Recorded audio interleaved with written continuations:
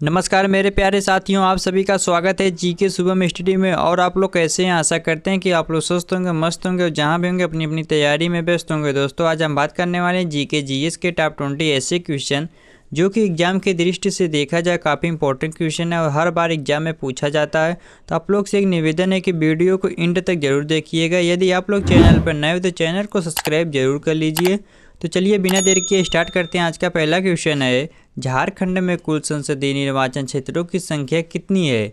दोस्तों झारखंड में कुल संसदीय निर्वाचन क्षेत्रों की संख्या कितनी है? आपका ऑप्शन दिए 13, 23, 14 या फिर इनमें से कोई ना। तो याद रखिएगा आपका राइट आंसर हो जाएगा ऑप्शन सी 14। तो झारखंड में कुल संसदीय निर्वाचन क्षेत्रों की संख्या 14 ही है। तो याद रखिएगा ऑप्शन सी को लॉक कर लेते हैं। चलिए अगला क्वेश्चन देखते हैं दोस्तों। यदि दोस्तों आप लोग को पहले से किसी भी क्वेश्चन का आंसर पता हो तो आप सब उसका जवाब कमेंट बॉक्स में ज़रूर दीजिएगा।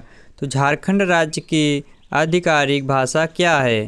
दोस्तों झारखंड राज्य की आधिकारिक भाषा क्या है? आपका ऑप्शन दिए कुरुक, हिंदी, संथाली या फिर इनमें से कोई नहीं। तो याद रखिएगा आपका राइट आंसर हो जाएगा ऑप्शन बी हिंदी। तो झारखंड राज्य की आधिकारिक भाषा हिंदी ही है। तो याद रखिएगा ऑप्शन बी को लॉक कर लेते हैं। चलिए अगला क्वेश्चन देखते हैं दोस्तों। झारखंड की साक्षरता दर क्या है? तो दोस्तों झारखंड की साक्षरता दर क्या है? आपका ऑप्शन दिया 67.6%, 55.5%, 50.4% या फिर इनमें से कोई नहीं। तो याद रखिएगा आपका राइट आंसर हो जाएगा ऑप्शन है 67.6%। तो झारखंड की साक्षरता दर 67.6% है। तो याद रखिएगा ऑप्शन ए को लॉक कर लेते हैं। चलिए अगला क्वेश्चन देखते हैं दोस्तों। काफ़ी इंपॉर्टेंट क्वेश्चन है, भारत में झारखंड का क्षेत्रफल रैंक क्या है? तो आपका ऑप्शन दिया 19वीं, 25वीं, 16वीं या फिर इनमें से कोई नहीं। तो याद रखिएगा आपका राइट आंसर हो जाएगा ऑप्शन सी 16वीं। तो भारत में झारखंड का क्षेत्रफल 16वीं रैंक है। तो याद रखिएगा ऑप्शन सी को लॉक कर लेते हैं। चलिए अगला क्वेश्चन देखते हैं। तिलैयाबाद किस नदी पर बना है? दोस्तों तिलैयाबाद किस नदी पर बना है? आपका ऑप्शन दिया दामोदर, बराकर, कुकुरदोबा या फिर इनमें से कोई नहीं। तो याद रखिएगा आपका राइट आंसर हो जाएगा ऑप्शन बी बराकर। तो तिलैयाबाद बराकर नदी पर बना है। तो याद रखिएगा ऑप्शन बी को लॉक कर लेते हैं। चलिए अगला क्वेश्चन देखते हैं। तेनुघाट बांध किस नदी पर बना है?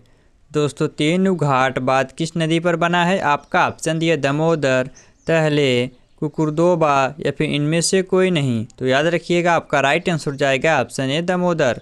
तो तेनुघाट बांध दामोदर नदी पर बना है। तो याद रखिएगा ऑप्शन ए को लॉक कर लेते हैं। चलिए अगला क्वेश्चन देखते हैं। तोराई बांध कहाँ स्थित है? तो दोस्तों तोराई बांध कहाँ स्थित है? आपका ऑप्शन दिया गुमला, खूंटी, पाकुर या फिर इनमें से कोई नहीं। तो याद रखिएगा आपका राइट आंसर हो जाएगा ऑप्शन सी पाकुर। तो तोराई बांध पाकुर में स्थित है। तो याद रखिएगा ऑप्शन सी को लॉक कर लेते हैं।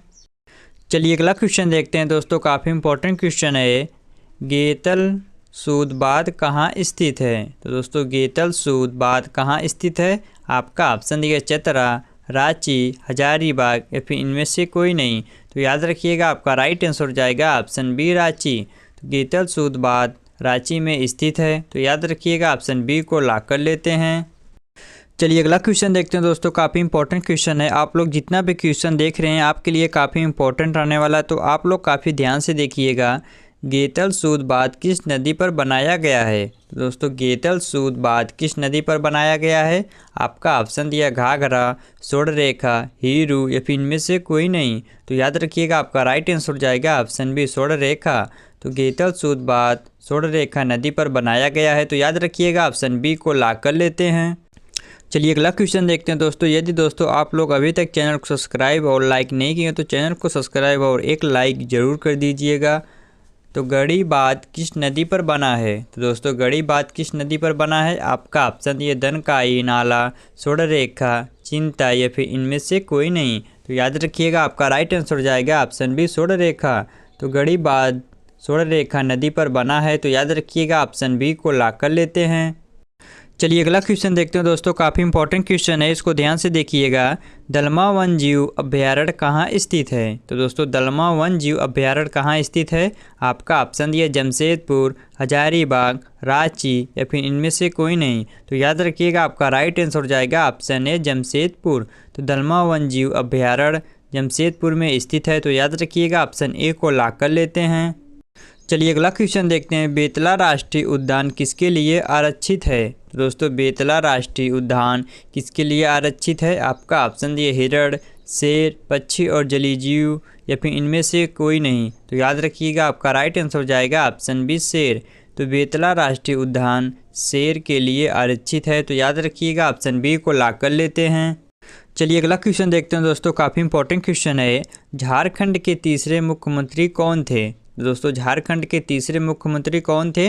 आपका ऑप्शन दिया शिबू सोरेन, मधु कोड़ा, अर्जुन मुंडा या फिर इनमें से कोई नहीं। तो याद रखिएगा आपका राइट आंसर हो जाएगा ऑप्शन ए शिबू सोरेन।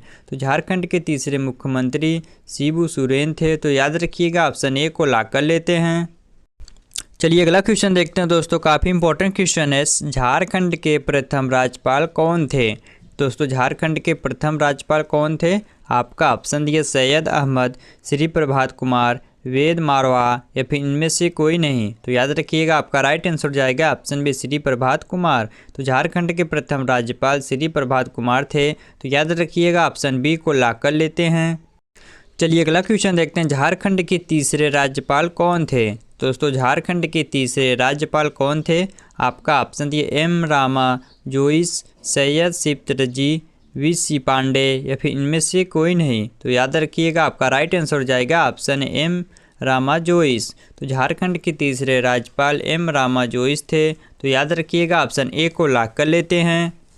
चलिए अगला क्वेश्चन देखते हैं, काफ़ी इंपॉर्टेंट क्वेश्चन है। झारखंड कैसल ओवर ग्रेप्स के लेखक कौन हैं। तो दोस्तों झारखंड कैसल ओवर ग्रेप्स के लेखक कौन हैं। आपका ऑप्शन दिया शैलेंद्र महतो, शिबू सोरेन, विक्टर दास या फिर इनमें से कोई नहीं। तो याद रखिएगा आपका राइट आंसर हो जाएगा ऑप्शन सी विक्टर दास।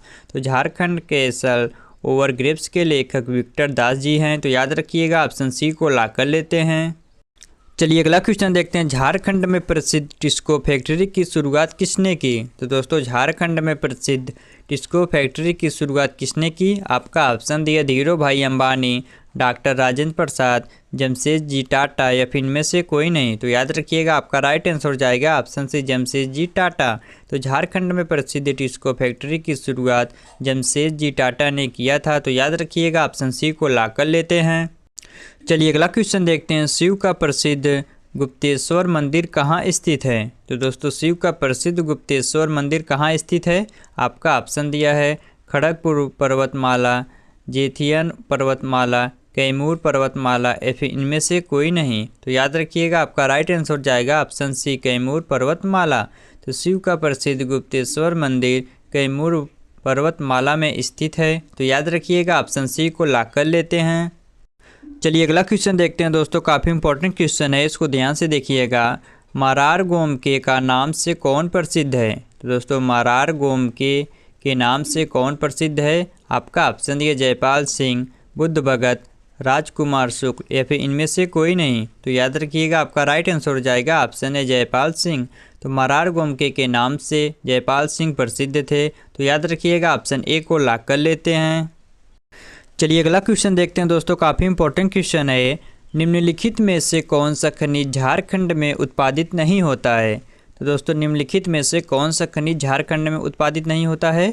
आपका ऑप्शन दिया थोरियम, यूरेनियम, पेट्रोलियम या फिर इनमें से कोई नहीं। तो याद रखिएगा आपका राइट आंसर हो जाएगा ऑप्शन सी पेट्रोलियम। तो पेट्रोलियम खनिज झारखंड में उत्पादित नहीं होता है। तो याद रखिएगा ऑप्शन सी को लॉक कर लेते हैं। चलिए अगला क्वेश्चन देखते हैं दोस्तों, काफ़ी इंपॉर्टेंट क्वेश्चन है और आज का लास्ट क्वेश्चन है, विश्व ओजोन दिवस कब मनाया जाता है। तो दोस्तों विश्व ओजोन दिवस कब मनाया जाता है उसी को आपको बताना है। आपका ऑप्शन दिया 16 सितंबर, 19 सितंबर, 10 सितंबर या फिर 12 जून। तो दोस्तों ये क्वेश्चन आप सबके लिए, जो इसका जवाब आप सभी को कमेंट बॉक्स में देना है। यदि आप सभी को वीडियो पसंद आए तो वीडियो को लाइक, शेयर और हाँ चैनल को सब्सक्राइब करना ना भूलना, ताकि इस प्रकार की इंपॉर्टेंट वीडियो आप लोग के पास हमेशा पहुंचती रहे। मिलते हैं आप सबसे अगले वीडियो में, तब तक के लिए जय हिंद, जय भारत।